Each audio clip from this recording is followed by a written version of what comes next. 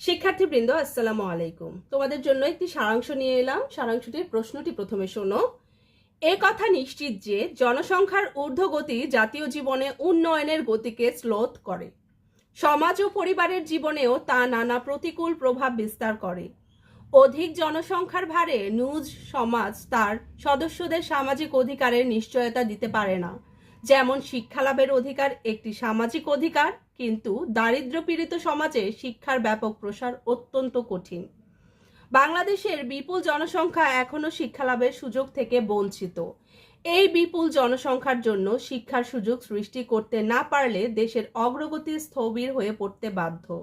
দেশের নতুন প্রজন্মকে শিক্ষার সুযোগ থেকে বঞ্চিত করা মানে হলো সম্ভাবনাময় বিশাল জনশক্তির অপচয় ঘটানো। এবার উত্তরটি পড়ছি।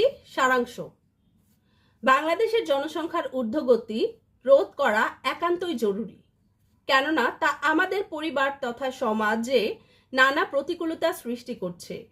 এর প্রভাবে শিক্ষা লাভের সুযোগ থেকে বঞ্চিত হচ্ছে বহু সংখ্যক শিশু।